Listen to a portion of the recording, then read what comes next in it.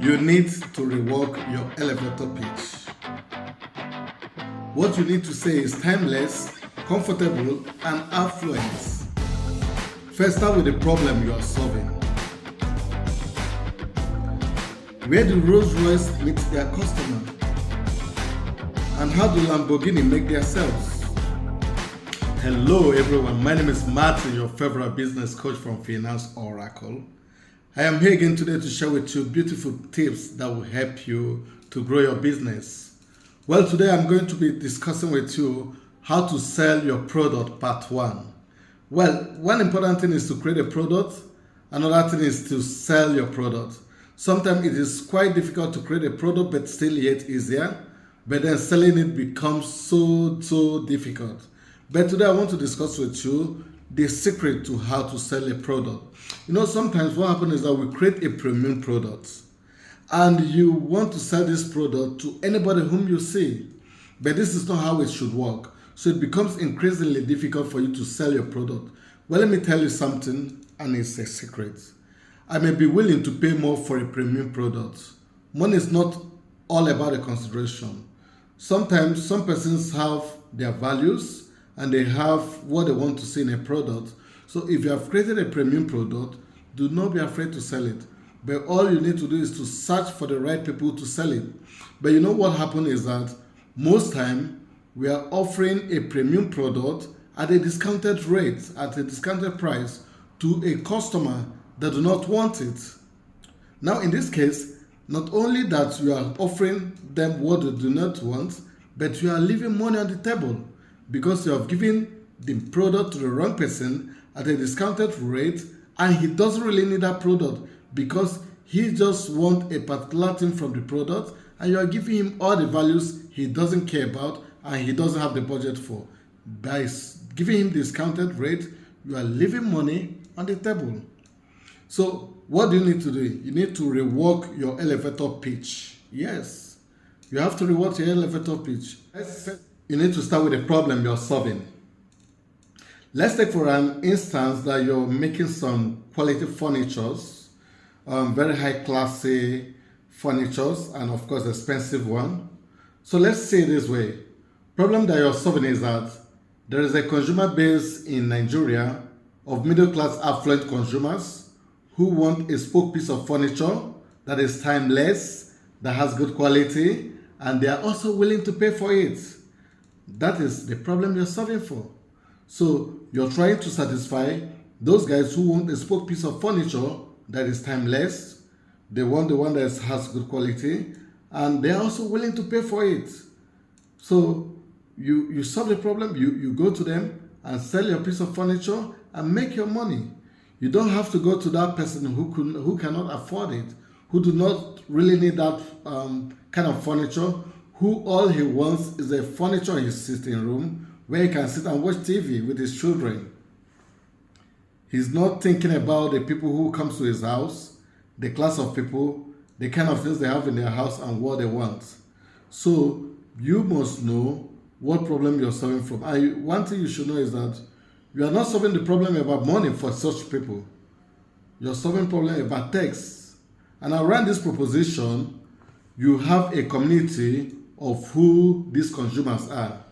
So in as much as you can target these consumers, forget about those who do not have the need. Otherwise, you're going to sell it at a discounted rate and at the same time give them what they do not need, perhaps a liability. So for such consumers, your marketing keyword will not be quality, will not be lifetime, will not be affordable. It is mostly those who do not have money that want, oh come on, it has so high quality, it's going to serve you for a lifetime and it is also very cheap, why not buy it and all that. But then your keyword, your marketing keyword should be timeless, comfortable, and affluent.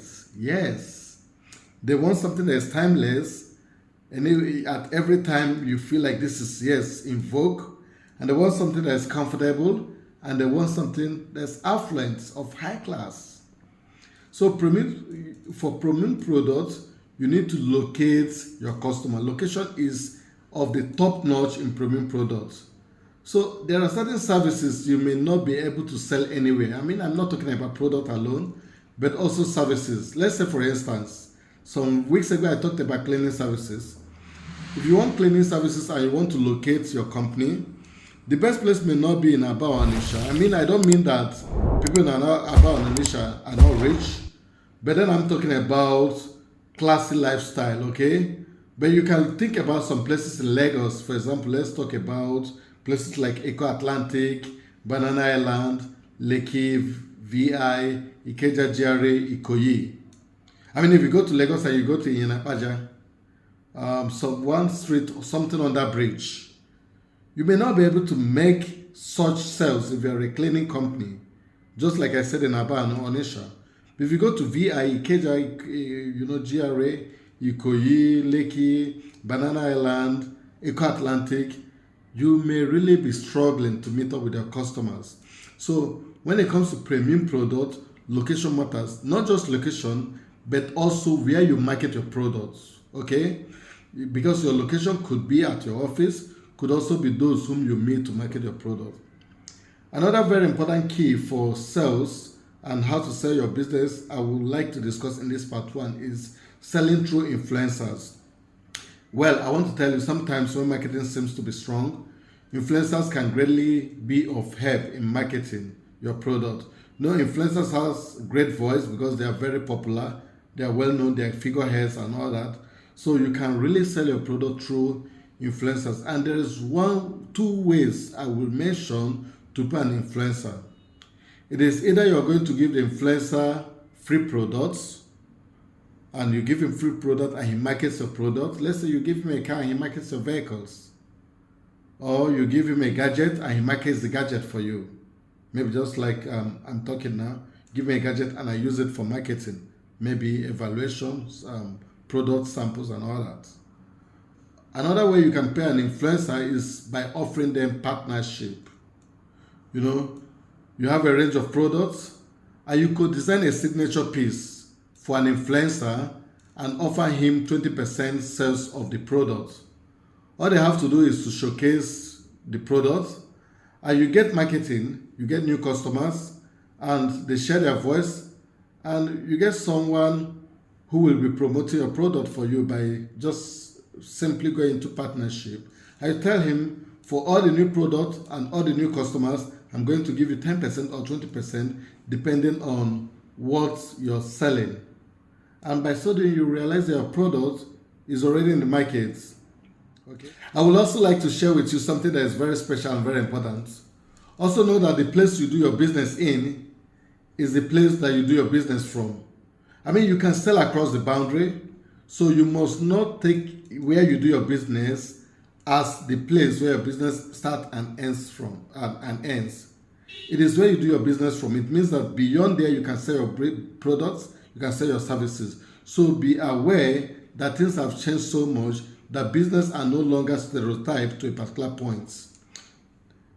Continuing with tips of sales. Now I want to ask very important question, because sometimes when we have a product we feel like, oh come on, this product is expensive. In fact, some persons, when they want to create a product, and some persons have reached me, they said, this kind of product you want us to create, how can we sell it? People don't have money in the country. Well, it seems as if people don't have money, but because you're meeting the wrong set of people, if you need to meet the right set of people who will buy your product, they are all there and people have the money to buy. People still have the financial power, purchasing power. Well, the question I have for you is, how do Lamborghini reaches their customers? This question is mainly for those who have doubt after creating a premium service or premium product, and they ask, oh, come on. Some of them reach out to me, Martin, this product I think is expensive. How can I market and sell this product? Well, I want to tell you something. Lamborghini is a luxury car maker, We all know Lamborghini. It is an Italian luxury sports car manufacturer, and it is known for producing high-performance vehicles, right? And this company was actually founded by a man called Ferruccio Lamborghini, an Italian industrialist and entrepreneur, and this was founded in 1963. Well, let me tell you before I continue with how Lamborghini reaches its customers. Let me tell you about how Lamborghini was founded. Well, this guy, Ferruccio Lamborghini, initially he started his career as a tractor manufacturer, and he established a successful business called Lamborghini Trattoria. And he had a passion for very beautiful, classy, luxury cars. So he was, he owned prestigious and beautiful models of luxury cars, including Ferrari cars. He was like the number one customer for Ferrari. And while he was using Ferrari, at the point he became very dissatisfied, and he met Ferrari and he said to him, "Come on, these cars are breaking down multiple times and I'm having a lot of problem with them. I've noticed they have some mechanical faults." I know what? Ferrari was such a bad business guy. He said to him, "It is because you do not know how to drive luxury cars." He saw him like a very timid guy. He used that word at him. He said, "Okay, I don't know how to drive luxury cars. No problem. I'm going to teach you how to design luxury cars that do not fail." And that was how Lamborghini started producing vehicles. But now coming back to how Lamborghini reaches his market, even as luxury as they could be. Well, number one, Lamborghini launches events whenever they have new products, and they also launches regular events to review their vehicles and stuff like that.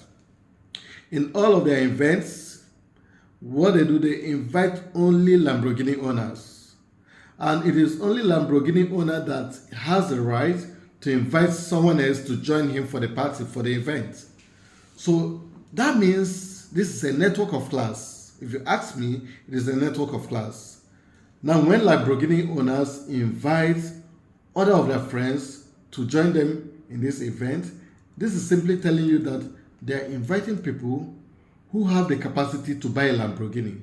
So in this event, all the people who have been invited, the Lamborghini owner may want to change his Lamborghini to a later one.